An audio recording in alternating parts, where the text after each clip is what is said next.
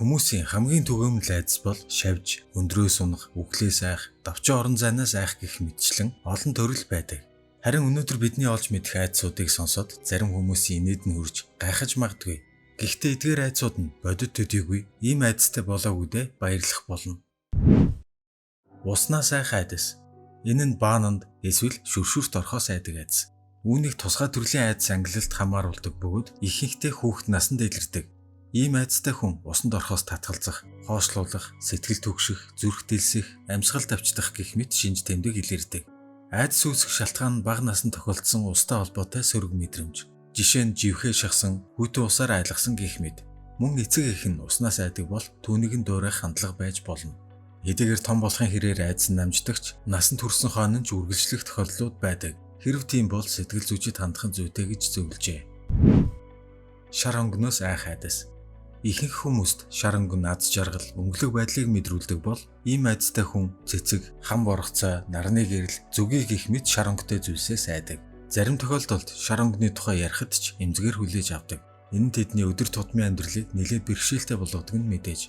Шалтгаан нь зүгийг татгуулж байсан, эсвэл шар онготой машины осолд орж байсан байж болно. Хүйсний нүхнээс айх айдас. Итгэхэд хэцүү байгаа биз? Гэхдээ ийм айдастай хүмүүс үнэхээр байдаг. Хүйсний нүхэнд хүрхэн битгий хэл харахаас ч айна. Гэхдээ зөвхөн бусдын биш, өөрийнхөө хүйсний нүхнээс ч айдаг хүмүүс бий.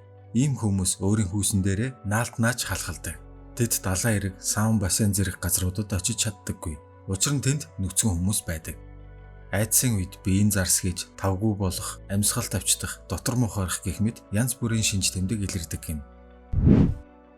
Утаснаас айх айдастай хүн байдаг.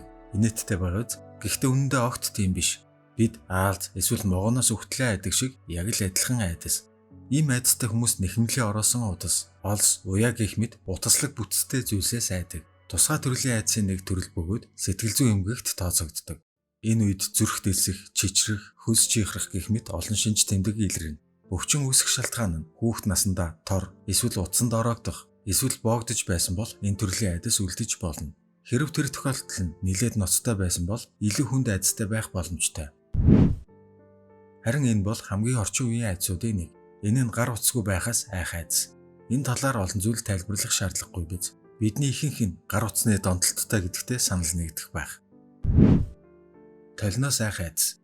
Эр эмгэлтгүй бүхэл хүн өдөр болгон толинд хардаг. Харин энэ төрлийн айдастай хүн толины ажгуур өнгөрөхдөө нүдэ анахаас аргагүй болдог. Энэ айдас нь аимшигын кинотой холбоотой байж болох ба эсвэл өөрийгөө үнэлдэггүй, гадаа төрхөндөө сэтгэл ханамжгүй хүмүүст илэрч болдог. Энэ төрлийн айдастай хүмүүс сүнс, хий үзэгдэл гэх мэт зүйлүүдэд итгэх хандлагатай ба толины цаанд сүнс, нууцлаг аимшигтай зүйл нуугдж байх вэ гэсэн хийсвэр сэтгэлгээтэй холбоотой. Ялангуяа шөнө оройн цагаар бол толинд ойртохоос ч айдаг. Үснээс айх айдас. Тийм ээ, чи зөв сонссон. Үснээс айдаг хүмүүс байдаг. Ийм айдастай хүмүүсийн хувьд бүх төрлийн үснээс айдаг, эсвэл зарим нь бөөгнөрсөн үснээс айдаг байна. Тэрч бүх хил гой урт үстэй бүсгүйчүүдээс зугтдаг хүмүүс ч байдаг. Хачирхалтай нь погонофобия буюу сахалнаас айх айдастай хүмүүс бий.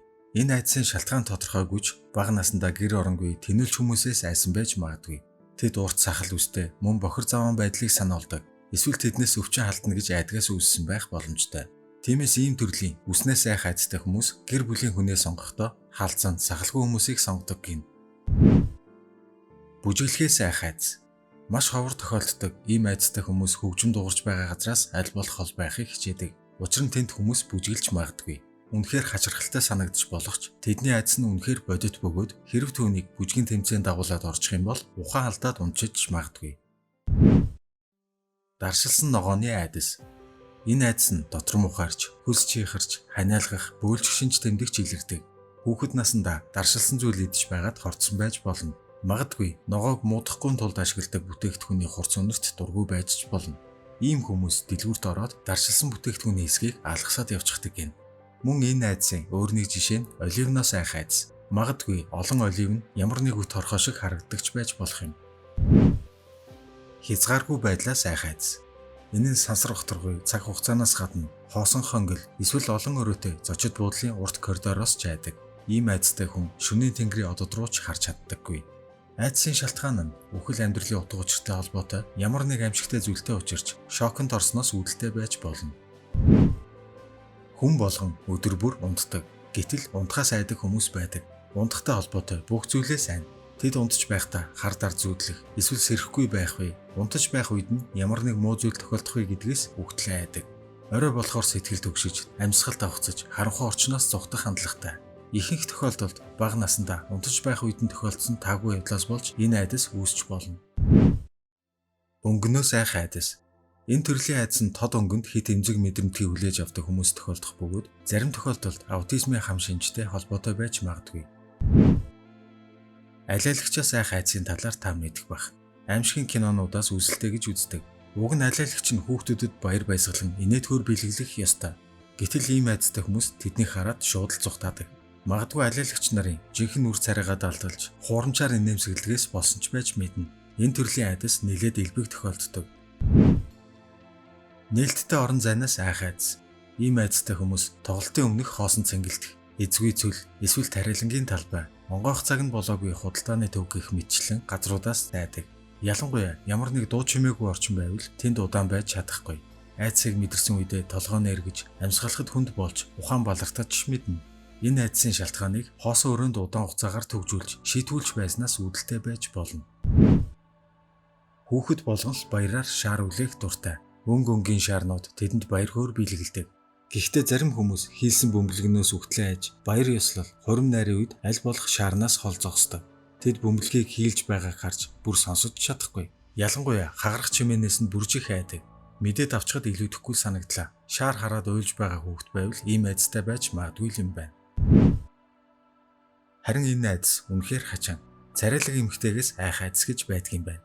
Нэг талаар өөртөө итгэх итгэлгүй эсвэл царайлаг эмэгтэйтэй холбоотой ич хүртэй гутамшигтай явдал тохиолдож байсан бол үүсч болдог.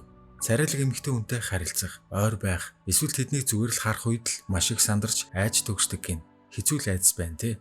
Ер нь иймэрхүү айдсууд энгийн хүмүүст инээдтэй юм шиг санагдахч тухайн хүний хувьд сэтгэл зүйн аюулыг маш бодитоор мэдэрдэг гин. Бидний мэдэх Холливуудын одод ч хачаачин айдастай байдаг. Жишээ нь загвар өмсгч модель Кендалл Женнер жижиг нүхнээс айдаг. Ялангуяа зүгүүний үүрний нүх, лотос цэцгэний үрийн толгой зэргээс үхтлээ айдаг. За яг уу, угаасаа иймэрхүү нүхний зургууд хэний ч чихүүцлийг төрүүлдэг л дээ, бас ойлгож болохоор. Тэгвэл бидний сайн мэдэх жүжигчин Скарлетт Йоханссон, рэпер Eminem нар шувуунаас айх айдастай. Шуудын далавчаа дэвх чимээ тэрч бүхэл шувууны талаар төсөөлөхөд л айдас нь хүрдэг ажээ.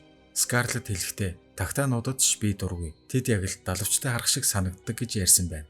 Харин Интерстеллар киноны гол дүрийн жүжигчин Матью МакКонaughey эргэдэг хаалганаас айдаг.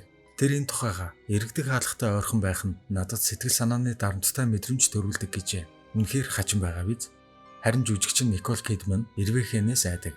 Тэрээр олон жилийн туршид айдсаа даван туулахыг хичээсэн ч үр дүнд хүрээгүй.